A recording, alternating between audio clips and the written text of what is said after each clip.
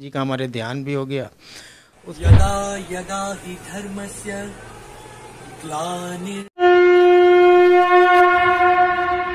आखिर ईरान के मुस्लिम लोग क्यों पढ़ रहे हैं रामायण और महाभारत?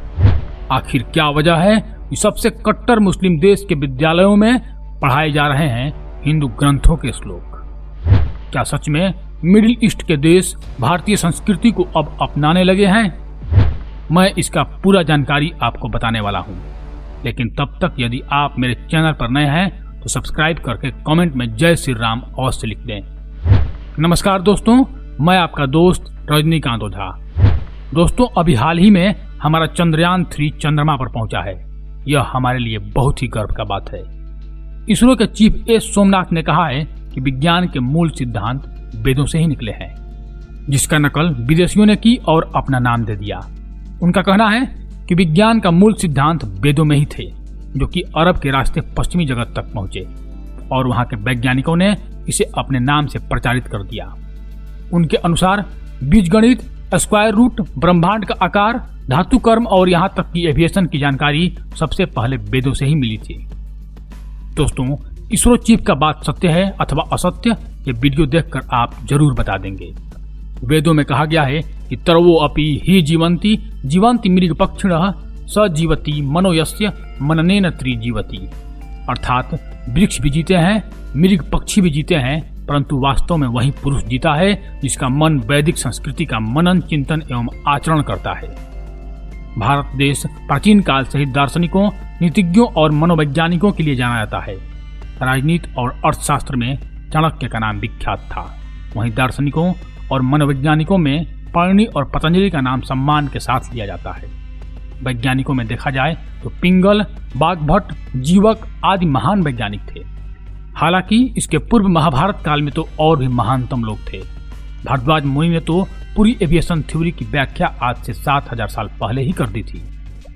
धर्म, ज्ञान और विज्ञान के मामले में भारत से ज्यादा समृद्धशाली देश आज भी कोई दूसरा नहीं है।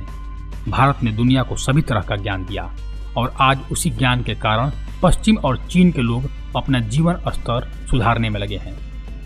लेकिन भारत तो अभी विकासशील देश ही बना हुआ है। यहाँ धार्मिक कट्टरता और राजनीतिक अपरिपक्वता ही अधिक देखने को मिलती है। फिर भी भारतीय बुद्धि का दुनिया में लोहा माना जाता है, तो उसी ज्ञान के बल पर जो हमारे ऋषि और मुनि हमें देकर गए हैं। आपको यह जानकर शायद आश्चर्य होगा कि विश्व का सबसे कट्टर मुस्लिम देश ईरान भी अब सनातन धर्म के रास्ते पर चलने की कोशिश कर रहा है। ईरान के कई विश्वविद्यालयों में गीता, रामायण और महाभारत जैसे हिंदू धर्म के पवित्र ग्रंथों की शिक्षा दी जाती है। ईरान सरकार ने फारसी भाषा में इन तीनों पुस्तकों का अनुवाद भी प्रकाशित किया है। ईरान ने हिंदू धर्म को जानने और समझने के लिए यह कदम उठाया है। भारत और ईरान के बीच सांस्कृतिक आदान प्रदान का सिलसिला सदियों पुराना है। इस संबंध में भारत स्थित ईरान कल्चर हाउस से पुरानी पुस्तकों और अभिलेखों आदि को संरक्षित करने के कार्य से जुड़े नूर इंटरनेशनल माइक्रो सेंटर के निर्देशक डॉक्टर मेहदी ख्वाजा पीरी ने बताया कि ईरान सरकार ने फारसी भाषा में भगवत गीता, रामायण और महाभारत का अनुवाद प्रकाशित कराया है। ये सभी धार्मिक पुस्तकें वहाँ के कई विश्वविद्यालयों में पढ़ाई जाती हैं। उनका कहना है कि इन धार्मिक पुस्तकों को पढ़ाए जाने का मकसद एशिया, मध्य एशिया और दक्षिण एशिया के देशों के धर्मों के बारे में सही जानकारी उपलब्ध कराना है। डॉक्टर मेहदी ख्वाजा पीरी ने बताया कि ईरान का यह मानना है कि हिंदू धर्म एक प्राचीन सनातनी धर्म है।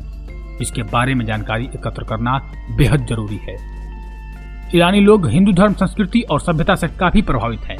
ऐसा नहीं है कि फारसी में भगवत गीता, रामायण और महाभारत का अनुवाद पहली बार हुआ है, बल्कि भारत में जब मुस्लिम शासकों का दौर था तो इन धार्मिक पुस्तकों के फारसी अनुवाद के 70 नमूने हमें प्राप्त हुए हैं। अकबर, जहांगीर और शाहजहां जैसे मुगल बादशाहों के दौर में फारसी भाषा में इन पुस्तकों का अनुवाद करके उसे प्रकाशित किया गया था। दरअसल मुगल शासन के समय सरकारी कामकाज की भाषा फारसी थी और उस वक्त भारत के सबसे प्राचीन हिंदू धर्म को समझने के लिए शासक वर्ग को धार्मिक पुस्तकों का फारसी में अनुवाद कराना बेहद जरूरी हो गया था। ईरान का मानना है कि हिंदू धर्म दक्षिण एशिया का एक बड़ा धर्म है। इस धर्म के बारे में सभी को जानकारी जरूर रहनी चाहिए। इसलिए हम इस धर्म को समझने और उसको पढ़ाने के लिए इन पुस्तकों का अनुवाद कराकर उनका अध्ययन करवा रहे हैं। तो दोस्तों, यह था पूरा वृत्तांत कि आखिर कैसे ईरान के लोग हिंदू धर्म की ओर बढ़ रहे हैं। तो धन्यवाद दोस्तों, यदि आपको यह जानकारी अच्छी लगी हो तो कृपया हमारे चैनल को सब्सक्राइब कर दें। धन्यवाद। हर हर महादेव।